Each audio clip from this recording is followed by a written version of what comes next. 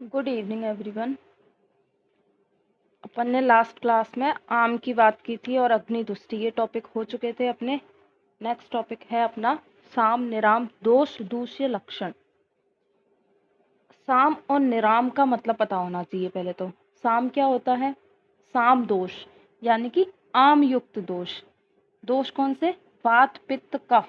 अगर उनके साथ आम का संयोग हो गया तो साम दोष। और अगर वो दोष आम युक्त नहीं है यानी कि बिना आम के है तो उसको क्या बोल दिया? निराम। अगर आम संयोग होगा तो साम बोलेंगे और बिना आम के है तो निराम बोलेंगे। बस आपको ये क्लियर होना चाहिए। और आम तो आपको बहुत अच्छे से क्लियर होगा ही कि आम होता क्या है, अपन पहले भी कई बार डिस्कस कर चुके हैं। तो साम स्टार्ट करती हूँ। आम से एक सेकेंड, सॉरी। आम से संयुक्त हुए वात आदि दोष व उनसे दूषित हुए रस आदि दूष। दोष क्या है? दूष्य क्या है? दूष्य यानी कि धातु है। अगर आम से दोष का संयोग हो गया और वो आम युक्त जो दोष हैं अगर वो धातुओं को दूषित करते हैं और उनसे जो रोग उत्पन्न होते हैं तो उनको भी क्या बोलते हैं? हम साम कहते हैं। यानी कि साम धातु के कारण जो रोग उत्पन्न हुआ वो साम हो गया। अब निराम वात आदि दोष व दूष्य आम रहित हो तो उन्हें तथा उनसे उत्पन्न रोगों को क्या बोला जाता है? निराम बोला जाता है। अब निराम की जो कंडीशन होती है वो दोनों के लिए बात हो सकती है, या तो सामान्य जो प्राकृत बात है उसके लिए भी या फिर प्रकुपित के लिए भी, दोनों के लिए बात हो सकती है निराम की। लेकिन आम तो क्या है, अगर आम युक्त हो गए दोष तो वो तो हमेशा रोग उत्पन्न करेंगे ही करेंगे, जरूर करेंगे अगर आम युक्त हैं। और निराम का ये है कि अगर प्रकुपित हैं निराम, जैसे वात है उसमें आम का संयोग नहीं है लेकिन वात अपनी सामान्य मात्रा में ही है, सामान्य स्थान पर ही है, जो सब कुछ होना चाहिए वैसे ही है, तो वो क्या है? दोष उत्पन्न नहीं करेगी। लेकिन वायु निराम हुई। मेरा कहने का मतलब यह है कि अगर आम के साथ दोष का संयोग हुआ तो रोग हमेशा उत्पन्न होंगे और निराम दोष का जरूरी नहीं है कि वो रोग उत्पन्न करे ही। अगर वो अपनी सामान्य जो अपना प्राकृत स्थान है, प्राकृत अवस्था है उनमें है, बिना आम के हैं, तो जरूरी नहीं कि वो दोष उत्पन्न करे। तो सबसे पहले अगर साम है, कोई भी चीज साम है, चाहे वो साम दूध से हुआ चाहे वो साम वात हुआ, यानी कि कुल मिला के आम युक्त है, तो उसका सामान्य लक्षण क्या होगा? अब ये हम सबके लिए लिख सकते हैं, चाहे वो साम कफ हो, साम पित्त हो, साम रस हो, साम रक्त हो, कोई भी हो, उन सबके सामान्य लक्षण ये तो देखने को मिलेंगे ही मिलेंगे। जैसे कि सबसे पहला ये कोटेशन आपने अष्टांग हृदय में पढ़ा होगा फर्स्ट ईयर में। सबसे पहले क्या लिखा है? स्रोतोरोध, स्रोतस में अवरोध होगा। अब जहां भी आम हुई, जहां भी आम का स्थान, जैसे आम का निर्माण हुआ तो आम कैसा होता है?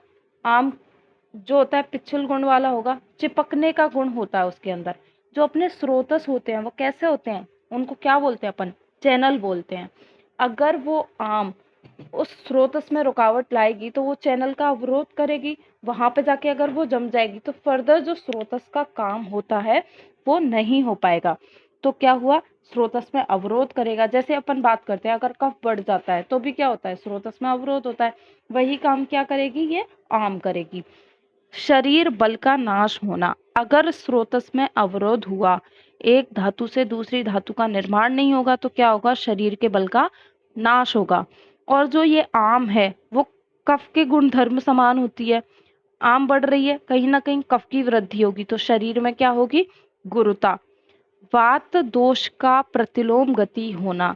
अब आप खुद ही सोचिए कि जहां पर वात का प्राकृत स्थान है, जैसे पक्वाशय की बात करते हैं या फिर उदान वायु, प्राण वायु, जहां जहां जो पांचों वायु अपने स्थान पर रह रही हैं सामान्य स्वस्थ व्यक्ति के अंदर, अगर उसमें आम का निर्माण हो जाता है तो आम क्या करेगी? सब जगह अवरोध करेगी। वायु जो है वो अपने स्थान पर प्राकृत गमन नहीं कर पाएगी। अब वायु के अंदर कफ और पित्त, एक बार को ऐसा हो सकता है कि वो जहाँ हैं वो वहीं स्थित रह सकते हैं, लेकिन वायु का तो गुण होता है चल, वो एक स्थान पर टिक ही नहीं सकती, वो हमेशा चल गुण के कारण मूवमेंट में रहती है। ठीक है, अगर वहां पर आम के कारण स्रोतस अवरोध हो रखा है तो वायु अपने प्राकृत स्थान में नहीं जा पाएगी। अब जब उसको उसके स्पेस में जगह ना मिलेगी तो वो क्या करेगी? दूसरों के स्पेस में जाएगी। तो उसका क्या होगा? प्रतिलोम गमन होगा। तो अपान वायु का प्रतिलोम गमन हो जाएगा इसके अंदर। अगर स्रोतस का अवरोध है, आम का निर्माण हो रखा है, तो इसका प्रतिलोम गमन होगा। आलस्य अभी पढ़ा, शरीर में गुरुता है क्योंकि कफ बढ़ रहा है, आम बढ़ रहा है, तो उसके कारण क्या होगा, आलस्य। भोजन का अपचन, पहले भी बात की, अग्निमांद्य होगा, आम का निर्माण होगा, तो भोजन क्या है, पाचन ही नहीं हो रहा, अग्निमांद्य है आम के कारण, तो भोजन का पाचन नहीं होगा। अब जब भी कफ बढ़ता है तो स्थिवन जो कर्म होता है, बार बार थूक आना, बार बार क्योंकि सलाइवा ज्यादा आता है उसको, जब भी आम बढ़ रहा होता है प्रसेक की स्थिति आती है, सलाइवेशन ज्यादा होता है, कफ बढ़ रहा होता है इसलिए, तो सलाइवेशन ज्यादा है इसीलिए वो बार बार क्या करेगा, स्थीवन कर्म करेगा, बार बार थूकेगा। पुरीष आदि मलों के निकलने में रुकावट। अब इसके दो रीजन हो गए। क्यों? सबसे पहला रीजन तो अपन यही बोलेंगे कि जो अपान वायु है उसका क्या हो गया, प्रतिलोम गमन हो गया। प्रतिलोम गमन कराने के लिए इनको अपने मार्ग से बाहर निकालने में हेल्प तो अपान वायु ही करती है। जब उसका ही प्रतिलोम गमन हो गया तो वो इनको निकालने में हेल्प नहीं कर पाएगी और बिना अपान वायु के ये बाहर निकल नहीं सकते, तो पुरुष आदि मलों के निकलने में क्या हो गई, रुकावट हो गई। दूसरा, हो सकता है पुरुष का निर्माण ही ना हो क्योंकि आम बन रहा है, अग्नि प्रॉपर नहीं है, तो खाने का पाचन प्रॉपर नहीं होगा, तो इनका जो प्रॉपर निर्माण नहीं होगा, या फिर वहां पर भी अगर स्रोत अवरोध हो रखा है तब भी इनके निकलने में क्या होगी, रुकावट होगी। लेकिन इसका मेन जो काम रहेगा वो अपान वायु की वजह से होगा। अरुचि, जब भोजन ही नहीं पच रहा है तो उसको भूख नहीं लगेगी, तो क्या होगा, अरुचि। अब शरीर में गुरुता है, बल का नाश हो रखा है, कफ बढ़ रखा है, तो क्या होगा उसको, क्लम, यानी कि थकावट रहेगी, उसको कुछ भी काम नहीं कर पाएगा वो, क्योंकि बल का नाश हो रखा है। आम है इसलिए आगे की धातुएं नहीं बन रही हैं, धातुएं नहीं बन रही हैं तो उसके शरीर का पोषण नहीं हो रहा है और उसको बल नहीं मिल रहा है, इसीलिए क्या होगा, थोड़ा सा ही कुछ करते ही उसको थकावट होने लगेगी। तो ये तो है साम का सामान्य लक्षण कि सामयुक्त चाहे कोई भी दोष होगा, ये लक्षण तो देखने को मिलेंगे ही मिलेंगे। अब बात करते हैं अपन सामवात के लक्षण की। तो सामवात, साम पित्त, साम कफ, ये बहुत बार पूछे जाते हैं एग्जाम के अंदर, 2-2 नंबर में। जो आपका पैथोलॉजी फर्स्ट पेपर होगा उसमें 2-2 नंबर में ये डेफिनेशन आती हैं, तो आप ये थोड़ा अच्छे से देखिएगा इनको।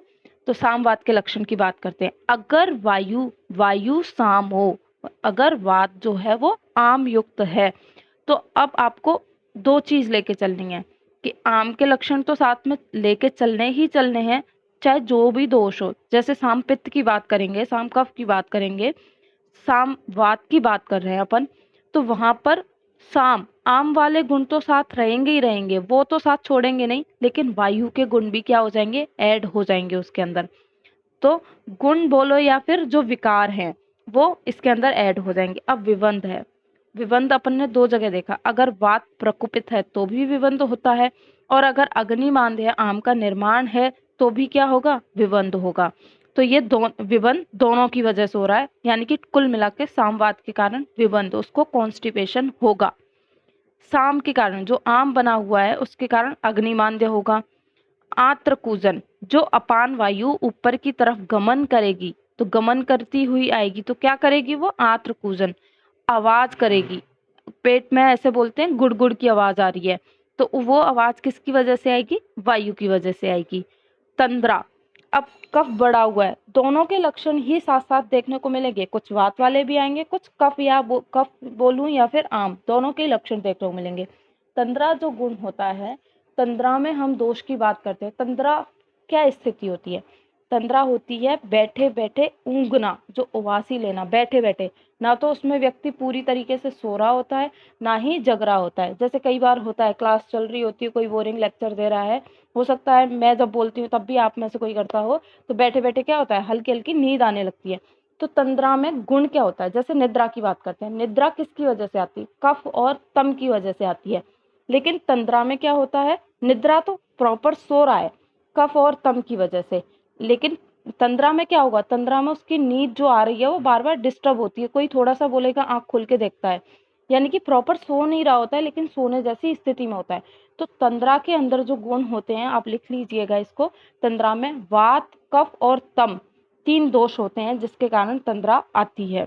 तो वहां क्या हो गया, आम के कारण कफ आ गया, और वायु, इन दोनों की वजह से वहां पे क्या है, तंद्रा देखने को मिलेगी। कटी पार्श्व वेदना, वात के कारण होगा, जहां भी वेदना की बात करते हैं वहां वायु तो जरूर होगी। शोथ, शोथ हमेशा कफ की वजह से। इन्फ्लामेशन, जिस भी रीजन में जाके साम वात, वायु आम युक्त वात जहां भी चलेगी वहां पे क्या करेगी, इन्फ्लामेशन करेगी। और तोद, तोद गुण होता है वात की वजह से, तो वायु जहां भी जाके रुक जाएगी वहां पर वो क्या करेगी, तोद, सुई चुभोने जैसी पीड़ा उत्पन्न करेगी, उसको क्या बोल दिया। अब ये सारे लक्षण जो हो गए वो सामवात के हो गए। तंद्रा वाला आप लिख लीजिएगा, तंद्रा के अंदर वात, कफ और तम होते हैं, और निद्रा के अंदर कफ और तम होते हैं। तंद्रा के अंदर वायु इसलिए आती है कि जो नींद होती है वो डिस्टर्ब होती है, और डिस्टर्ब करने का काम कोई भी बॉडी के अंदर जो भी डिस्टर्बेंस करता है वो वायु करती है, ठीक है। फिर अगला बात करते हैं निरामवात के लक्षण। शाम का पढ़ लिया, अब निराम का पढ़ रहे हैं। निराम में क्या है, मैंने जैसे आपको बोला था कि निराम का जरूरी नहीं है कि वो रोग उत्पन्न करे ही करे, निराम उसकी सामान्य अवस्था भी हो सकती है। तो निराम में क्या लिखा है, जैसे वायु के जो सामान्य गुण होते हैं, निराम वायु विशद व रुक्ष गुण युक्त होती है। जो विशद गुण माना है, जैसे वात के जो गुण की बात करते हैं, तत्र रुक्ष लघु शीत खर सूक्ष्म चलो अनिला, इसके अंदर वायु का विशद गुण नहीं आता है। लेकिन आपने चरक सूत्र दीर्घ जीवंती अध्याय 1 चैप्टर फर्स्ट पढ़ा होगा, वहां पर आचार्य चरक वात के कितने गुण बताते हैं, 7 गुण बताते हैं, और उसमें जो एक्स्ट्रा बताते हैं वो कौन सा है, विशद। तो विशद गुण आचार्य बागवट नहीं बताते, आचार्य चरक बताते हैं। तो जो निराम वायु है वो कैसी होगी, विशद व रुक्ष गुणों युक्त होगी, ठीक है। ये तो नॉर्मल गुण होते हैं वात के, इसमें प्रकोप वाली कोई बात ही नहीं है।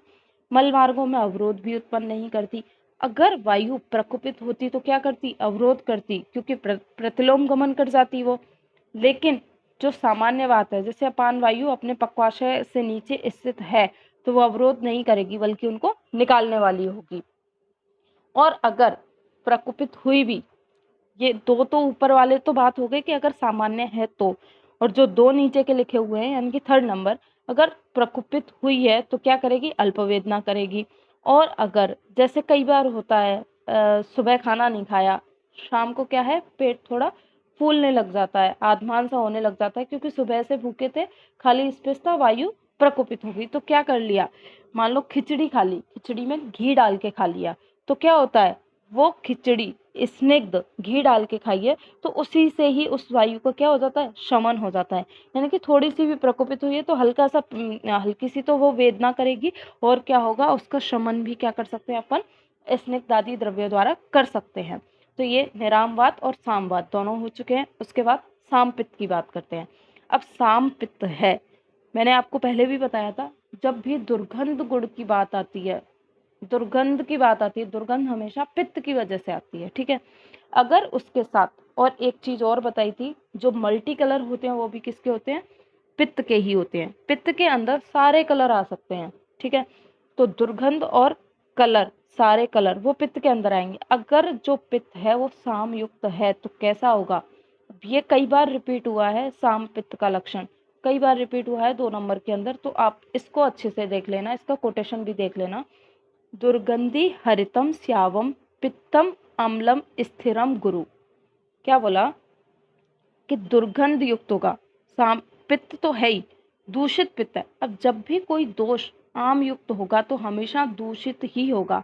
दूषित होने पर जो उसके ज्यादा लक्षण जो आते हैं वही लिखने हैं कि क्या होगा, दुर्गंध युक्त होगा, हरित व कृष्ण वर्ण का, कोई भी वर्ण हो सकता है, मल्टी कलर है, कुछ भी हो सकता है, हरित वर्ण होगा और कृष्ण वर्ण होगा। अम्ल रस, जब भी बात करते हैं एसिडिटी होती है, एसिडिटी में क्या होता है, पित्त बढ़ा हुआ होता है, तो जो उद्गार आती है वो कैसी आती है, खट्टी आती है, तो क्या होगा, अम्ल रस युक्त होगा। अम्ल रस तो वैसे भी प्रकोप करने वाला होता है, तो जो बढ़ा हुआ होगा, जो पित्त विदग्ध होगा वो भी कैसा होगा, अम्ल रस युक्त होगा। फिर बोलते हैं स्थिर गुण युक्त होगा। द्रव, जो पित्त के जो सामान्य गुण पढ़े थे अपन ने, उसमें पित्त का गुण कैसा होता है, द्रव होता है, ना कि गाढ़ा। पित्त सामान्य जो पित्त होता है वो द्रव होता है, गाढ़ा नहीं होता है। लेकिन यहाँ पे स्थिर गुण क्यों बोला है, क्योंकि वो आम युक्त है। आम तो कैसा होता है, कठोर होता है या स्थिर गुण वाला होता है, एक जगह स्थिर रह सकता है आम, क्योंकि भारी होता है थोड़ा इन दोनों की अपेक्षा। तो इसमें अगर पित्त के साथ क्या मिला हुआ है, आम मिला हुआ है, तो वो कैसा होगा, स्थिर गुण युक्त होगा, थोड़ा गाढ़ा हो जाएगा। नॉर्मल जैसा होना चाहिए, नॉर्मल तो गाढ़ा नहीं होता है, द्रव होता है, लेकिन आम मिल गया तो क्या हो जाएगा, गाढ़ा हो जाएगा। गुरु गुण युक्त, गुरु क्यों होगा, आम मिली हुई है इसलिए कैसा हो जाएगा, गुरु हो जाएगा।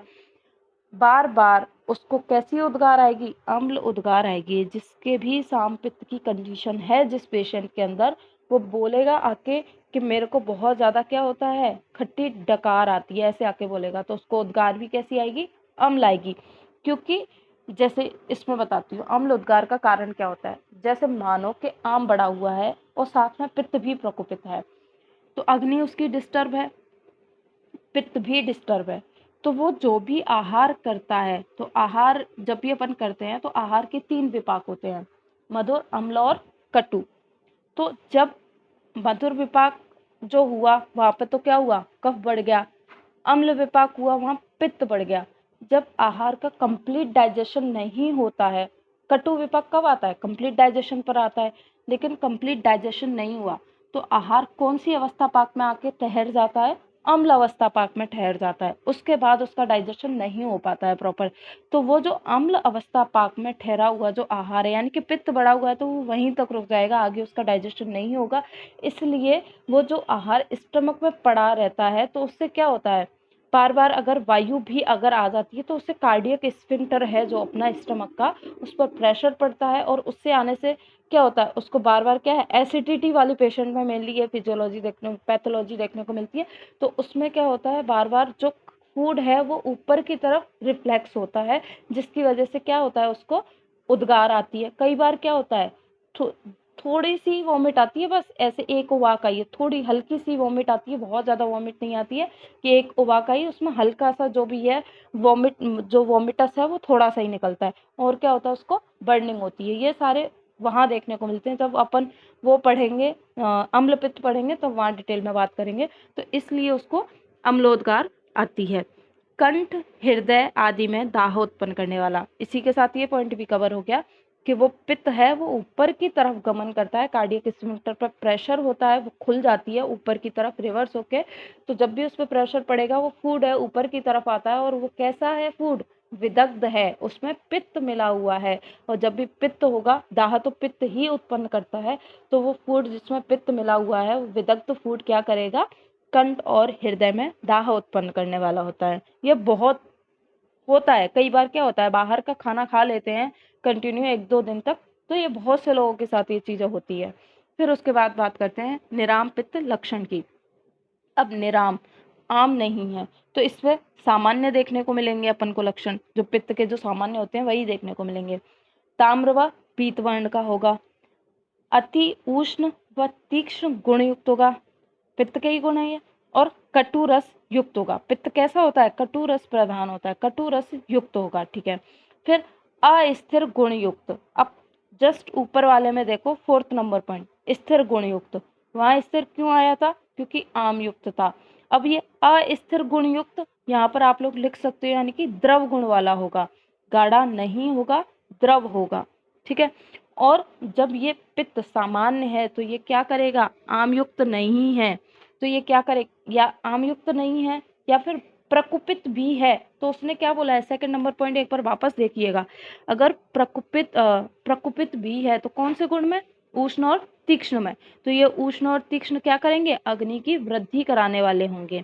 अब अग्नि की वृद्धि कराने वाले होंगे तो उसको भूख लगेगी, भूख लगेगी, खाना मिलेगा तो बलवर्धन और रुचिवर्धक, यानी कि और भूख लगेगी, वो तो हो गया रुचिवर्धक, और जो खाना खा रहा है उससे क्या होगा, शरीर का पोषण होगा, तो क्या हो गया, ये बलवर्धक। निराम में दोनों ही लक्षण देखने को मिल सकते हैं, आपको लक्षण को देख के समझना है कि ये प्राकृत पित्त का है या प्रकुपित पित्त का है। फिर बात करते हैं साम कफ। साम कफ है, कफ तो ऑलरेडी है, उसके साथ आम और मिल गया, ये तो सोने पे सुहागा, यानी कि और ज्यादा वो दूषित वाली बात हो गई, और ज्यादा दुष्टि वाली बात हो गई, क्योंकि दोनों के गुण धर्म कैसे हैं, समान हैं, आम और कफ के। तो शरीर में जो दो दोष उत्पन्न करेंगे, उनका जो प्रबलता होगी वो कैसी होगी, ज्यादा होगी। तो जो साम कफ होगा, जो आम युक्त कफ होगा, वो कैसा होगा, अस्वच्छ होगा, गंदला सा होगा, आविल का मतलब गंदला सा होगा, अस्वच्छ होगा, क्लियर नहीं होगा, क्योंकि आम कैसी होती है, विकृत होती है। फिर उसके बाद वो कफ, अब आम भी है, आम कैसी अवस्था होती है, एक तरह से आम को अपन क्या बोलते हैं, अपक्व बोलते हैं, अपक्व, जिसका पाचन नहीं होता। तो कोई भी चीज जैसे कि कोई भी, जैसे अपन कई बार आप लोगों ने देखा होगा, दही होता है, दही को अपन गर्म करते हैं तो दही में क्या होता है, वो जो भी पूरा दही पहले एक कॉम्पैक्ट फॉर्म में होता है, वो अलग अलग हो जाता है। तो उसमें उसके टुकड़े टुकड़े से जो छोटे छोटे टुकड़े टुकड़े से अलग हो जाते हैं, वैसे ही लक्षण इसमें देखने को मिलेंगे, यानी कि तंतुमान हो जाएगा वो। जो आम है वो कैसा है, अपक्व है, उसका पूर्ण पाचन नहीं हुआ है, तो वो कैसे टुकड़े टुकड़े की फॉर्म में होगा, इसीलिए क्या बोल दिया, तंतुमान होगा। सांद्र, अब सांद्र तो होना ही है, क्योंकि आम भी गाढ़ा, कफ भी गाढ़ा, तो उसकी जो कंसेंट्रेशन है वो और ज्यादा कैसी होती है, बढ़ेगी, सांद्र हो जाएगा वो। कंठ देश में रहने वाला, अब ये क्यों बोला, क्योंकि जो मेन स्थान है वो कहाँ बताया है, उर प्रदेश में बताया है। और एक चीज होती है कि जो भी दोष होते हैं वो जो भी दोष प्रकोपित होते हैं, या फिर जिनके जैसा दूष्य होता है, वापस से देखते हैं, जो दूष्य होता है, दूष्य कौन है, जो दोष करने वाला है वो है आम। किसको दूषित कर रहा है, कफ को दूषित कर रहा है आम। तो आम अपने गुण धर्म वाले के पास जाना पसंद करेगी ज्यादातर, बजाय वात और पित्त के। वायु तो उसे जबरदस्ती खींच लेती है, लेकिन आम का मन तो क्या है, आम जो अपने समान गुण धर्म वाले को खोजेगी, यानी कि कफ को खोजेगी। तो वो कहाँ पर आके अवस्थित हो जाएगी, कंठ प्रदेश में। वहां पे क्या है, कफ का स्थान। कंठ प्रदेश से केवल कंठ ही नहीं मानेंगे, पूरा जो उर प्रदेश, थोरैसिक रीजन है, पूरे की बात होगी, क्योंकि बहुत कंट्रोवर्सी है, कोई आचार्य कुछ बोलते हैं, कोई आचार्य कुछ बोलते हैं, इसलिए पूरा उर प्रदेश मान के चलना है। तो कंठ देश में रहने वाला होगा, क्षुधा व उद्गार का विघात करने वाला होगा, यानी कि ना तो उसे भूख लगेगी, ना ही उसको उद्गार, जैसे क्या बोलते हैं, जब भी खाना खा लेते हैं, पेट भर जाता है, अच्छे से खाना खाया हुआ था है और पेट भर जाता है, तो क्या है, एक उद्गार आती है, सबको आती है, लेकिन इसके अंदर क्या है, नहीं आएगी, क्योंकि कफ भरा हुआ। उद्गार कैसे आती है, ऊपर की तरफ वायु का गमन होता है उद्गार में, लेकिन यहाँ पे क्या है, कफ भरा हुआ है, तो वो उद्गार कैसी होगी, रुक जाएगी वहीं, वो ऊपर नहीं निकल पाएगी। फिर कैसा होता है, ये दुर्गंधी तो होता है, क्योंकि कफ आम मिला हुआ है, इसलिए कैसा होगा, दुर्गंधी होगा। तो ये हुआ साम कफ का लक्षण। फिर बात करते हैं निराम कफ। अब निराम कफ, जो कफ के सामान्य लक्षण होते हैं, मेनली वही देखने को मिलेंगे। फेन युक्त होता है, पिंड रूप में होता है, पांडु वर्ण का होता है, सामान्य सामान्य की बात चल रहा है। फिर अगला जो लिखा है, मुख विशुद्ध करने वाला। अब मुख विशुद्ध करने वाला क्यों लिखा है, जैसे कि अपन मॉडर्न से कोरिलेट करें, तो जो मुख में रहने वाला अगर कफ बोले, तो एक तरह से सलाइवा, जैसे कभी भी अपन बात करते हैं, कफ की दृष्टि हुई है तो प्रसेक हो रहा है, क्योंकि कफ में क्या हो गया, सलाइवेशन बढ़ गया, ठीक है। और नॉर्मली जो सलाइवेशन अपना होता रहता है, उससे भी क्या होता है, मुख शुद्धि होती है। तो उसी के लिए बोल रहा है कि जो निराम कफ है, जो मुख के अंदर जो सलाइवा आ रहा है, वो कफ की वजह से आ रहा है, अकॉर्डिंग टू आयुर्वेदा। मुख विशुद्ध करने वाला, क्योंकि मुख शुद्धि कफ निस्सरण के पश्चात ही होती है। या फिर एक चीज देखे, जैसे कि थोड़ा सा अलग लेके चलूंगी, लेकिन आपको समझ में आएगा। क्या बोला है, सुबह जब दिनचर्या के लिए बोला जाता है, आप लोगों ने अष्टांग हृदय में पढ़ा होगा, तो जिव्या निर्लेखन के लिए बोलते हैं। जिव्या निर्लेखन के लिए क्यों बोलते हैं, क्योंकि जो कफ होता है वो जिव्या के लास्ट पार्ट पर जमा हो जाता है, तो निर्लेखन से वो जो कफ है वो निकल जाता है, क्योंकि कफ को तो कहीं भी जगह मिलेगी, वो वहां पे जम जाएगा, वो वहां से निकलेगा नहीं, आसानी से नहीं निकलेगा। उसको निकालने के लिए कुछ ना कुछ गति करनी पड़ेगी, चाहे वो बॉडी के अंदर है तो वो तो बात कर रही है, और बाहर कहीं जमा हुआ है तो वो अपने को करना पड़ेगा। तो जिव्या के जो एंड पार्ट पर जो कफ जमा हुआ होता है, उसको निकालने के लिए आचार्यों ने क्या बोला है, दिनचर्या के अंतर्गत कि जो दंत शोधन करने के बाद क्या करना है, जिव्या निर्लेखन करना है। उससे क्या होगा, जो कफ जमा हुआ है उससे कफ निस्सरण हो जाएगा, यानी कि कफ बाहर निकल जाएगा। दो चीज हो गई अलग अलग। एक फोर्थ नंबर पॉइंट देखो, निस्सार। निस्सार मतलब वो निकल गया बाहर सलाइवा के थ्रू, और दूसरा यहाँ पे ये है कि वो जमा है, तो उसकी मुख शुद्धि भी कब होगी, जब वो बाहर निकल जाएगा, उसके पश्चात ही होगी। तो अतः निराम कफ छेदन कर्म करता है। यानी कि दूसरा अपन एक चीज समझ सकते हैं कि जो सलाइवा होता है, थोड़ा सा कोरिलेट करते हैं, सलाइवा क्या है, जो सलाइवेशन हो रहा है उससे जो भी बाहर से बैक्टीरिया वगैरह आ रहे हैं, वो क्या है, वहीं की वहीं जो डेड हो सकते हैं वहीं की वहीं डेड हो जाते हैं, वो अंदर नहीं जा पाते। उसमें बहुत सारी जो एंजाइमेटिक प्रोसेस वगैरह होंगी तो वो अंदर नहीं जा पाते। एक तो ये बात हो गई। ये तो अकॉर्डिंग टू मॉडर्न हुआ। यहाँ पे है जो छेदन कर्म बोला है, वो छेदन कर्म क्यों, क्योंकि हम अगर उसको निसार करके बाहर निकाल देंगे तो उससे क्या होगी, मुख शुद्धि हो जाएगी। अब इसके आगे भी बहुत सारा कुछ आता है। तो मुख शुद्धि होने के बाद क्या है, उसको भूख अच्छे से लगने लगती है। जब जैसे आपने पढ़ा होगा जिह्वा निर्लेखन के जो गुण होते हैं वो क्या होते हैं, जिह्वा निर्लेखन करने के बाद यानी कि मुख शुद्धि के जो गुण बोले हैं वो क्या होता है कि उसको अच्छे से भूख लगती है, भोजन में रुचि बढ़ जाती है, और जो इंद्रियों में निर्मलता विमलता, जो जो बहुत सारी बातें बोली हैं वो सारी बातें होती हैं अगर वो कफ वहां से निकल चुका है तब। ठीक है, तो ये हो गए तीनों दोष के साम और निराम के लक्षण। अभी आप एक बार वापस ज्वाइन कर लीजिए, जिसके बाद फिर हम धातुओं की बात करते हैं। ठीक है।